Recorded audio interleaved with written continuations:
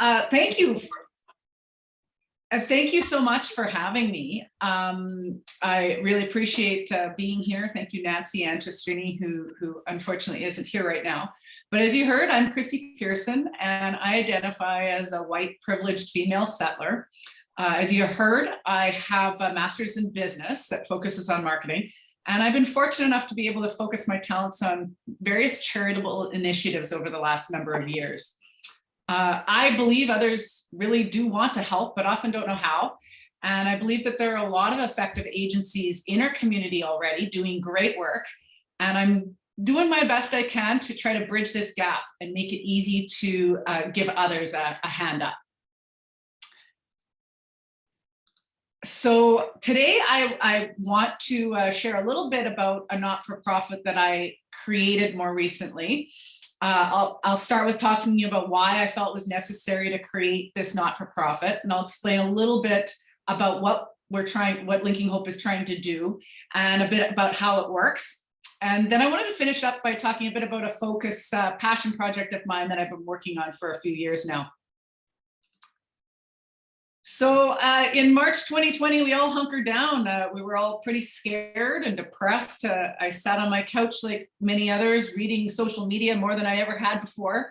I began to see from many posts from frontline agencies in our community on social media that they needed stuff. Our grocery stores, if you remember, they were all lined up, and there were many restrictions on how many items you could buy at the grocery stores, and the frontline agencies in our community were struggling. They wanted to help people in our community, and they needed help.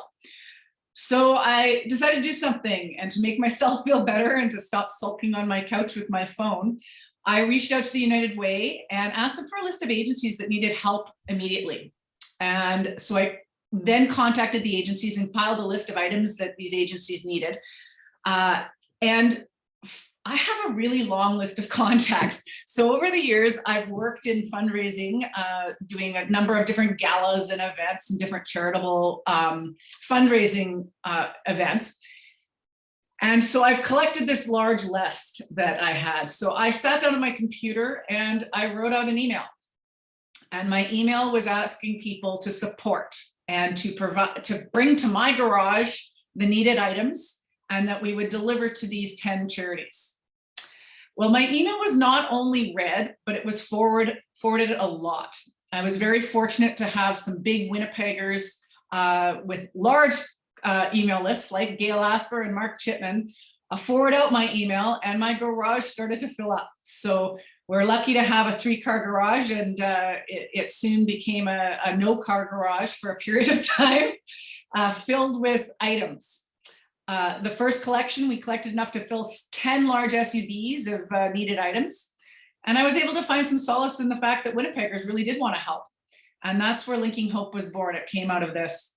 So people and businesses started dropping off groceries, clothing, hygiene, toys, sports equipment, and all sorts of other stuff. Volunteers came over to my garage, and we started sorting items to make sure that agencies were getting only the items they need, because there is a lack of space in many of these agencies. And hundreds of people donated items that people needed. Volunteers began helping deliver carloads of these needed items, from new hygiene and diapers and food to take to women's centers, to blankets and sleeping bags and warm clothes, to Main Street Project and Thrive. And it's still going on now. So there have been over 250 carloads of items that have been delivered to over 20 frontline agencies. And many of these people are now delivering direct to some of these agencies now. We help make it a little bit easier for people to understand how easy it is to deliver items direct to agencies. And just by supplying these linkages between people and agencies, so many needs were met. So this here is a picture of Elmwood Family Resource Center.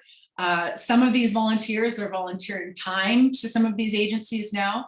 I think people are often a little scared of going in certain areas of our community and have a hard time knowing what they can do to help. And by just being the pest that I am and getting these people involved, they've started to see it a little bit differently. And last year, we began a community cleanup that brought hundreds of Winnipeggers to our downtown core to help clean up a spring mess. I worked closely with the Clan Mothers Healing Village, Mama Bear Clan and Main Street Project, and even some kids took a part in the area. We worked together with people on the streets, and that was a really neat part. That the gentleman you see here with the kids, he's kind of a special person that's down in around Salvation Army on a regular basis, helping clean up the area. There are people came right out of Salvation Army and used the tools and worked alongside the families and kids in our neighborhood, helping people understand that these are people in our community. So we had an initiative last weekend and had another cleanup that went really, really well. And there's another one coming up on Saturday, April 23rd, as long as this snow is melted by then as I look out my window. But if you'd like to join us, it's Saturday, April 23rd from 2 to 4 p.m. And we meet in front of 38 Maple, which is a friend of mine, Elder May Louise Campbell, lives in a home there right near Salvation Army and near that area near Disraeli Bridge. So out of this initiative, I started to see that there was a gap between the frontline agencies and people in our community not wanting to help and not knowing how. So I was getting numerous emails on a daily basis from people and businesses wanting to know where they could donate their items or volunteer hours or even funds.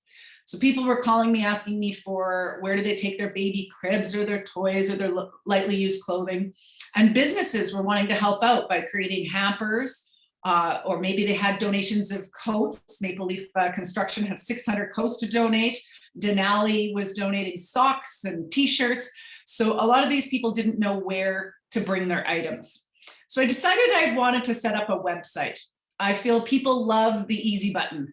They like, this is why Amazon does so well and why I have to, I'm ashamed to admit I do occasionally purchase from Amazon, but it is easy and it makes, it's an easy way for people to get the things they need. So I tried to set this up to be like an Amazon for local charities, linking them directly to people who want help.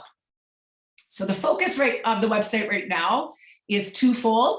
So it's donation of items and volunteering primarily. Most of the agencies that are partners right now are United Way, Winnipeg agencies.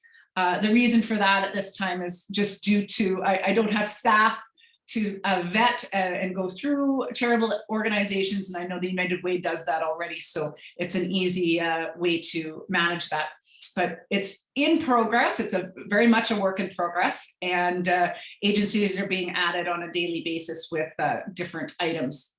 So here I tried to sort things by needed items in an easy to read way, and it links directly through to the charities that need that item. So that way it's not, hopefully not adding extra work for them, but linking through to their what they need page, so that if they do have changes that I'm not causing them a more difficulty.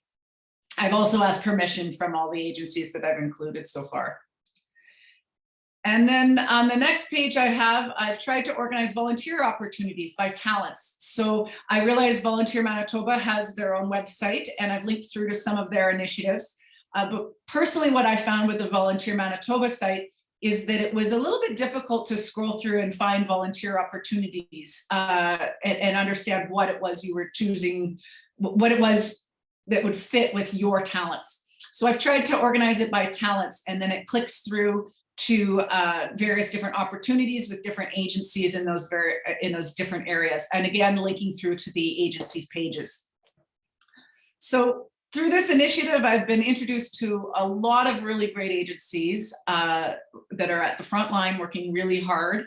There are so many more that are not necessarily represented yet, but I hope to link through to some of those that want to take part in this. But one of the agencies I want to highlight right now that is really close to my heart, and I figured, given the fact that you are all here with the Rotary Club, I imagine you guys have all given a lot of your own time, talent, and treasure to help others. And you might even have some favorite organizations that you like to focus on. A couple years ago, I was asked to support a group of women on their journey to build a healing village for women. I was invited into Elder May Louise's home with Jamie Goulet and a number of elders that have come together, female elders that have come together to create a healing village that will be Indigenous-led, female-led, and lived experience-led. So the village will focus on land-based healing techniques that are Indigenous in a community living environment, and the programming will be culturally relevant. It's a land-based holistic healing is at the core of it. And it's located near Bel Air, near Victoria Beach. The land, there's 130 acres of lakefront land that was donated by the Rousseau Compassion Network, which is formerly the Catholic Health Authority, and a group of sisters. So a number of nuns came together and purchased the land as part of their own reconciliation journey. And they donated, or they're even wording it better than that. They're saying they're giving back the land to the clan mothers to build the village. And what I appreciate most about this project is that the clan mothers recognize that healing must first begin with the heart before it can move on to the mind. One of my favorite quotes, one of the elders, Elder Belinda Vandenbroek, said, is she was asked by the United Way how this project will be different than many other homes for women or places that help women that need healing. And her response is, well, I'm going to love these girls. They're going to become a part of my family, and I will be their grandmother.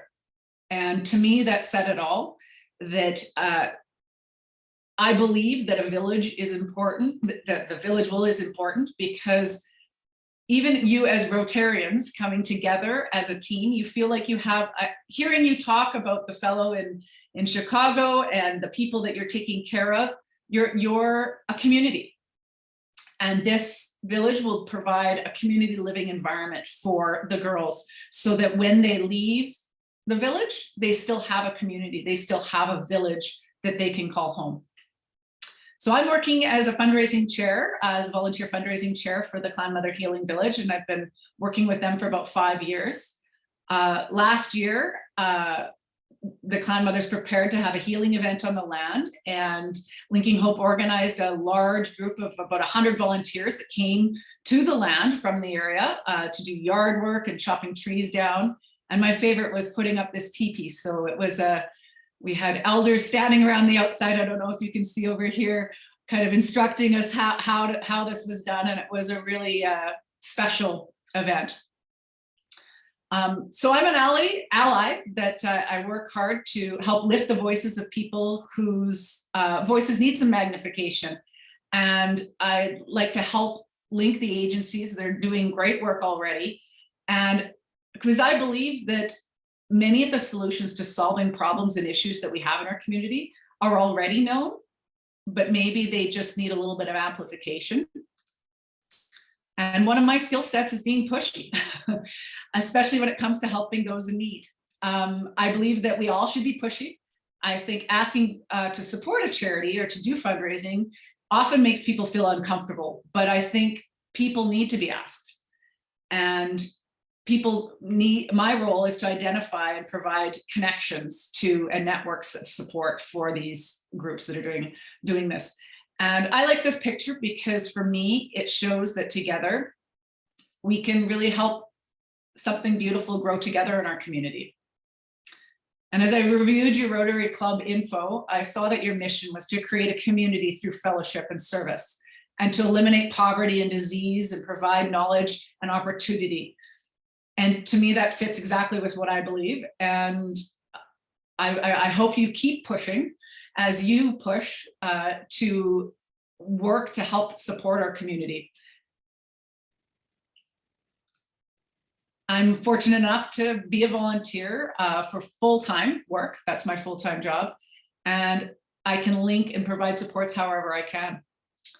But that's about all I was going to cover off today. But do you have any questions for me?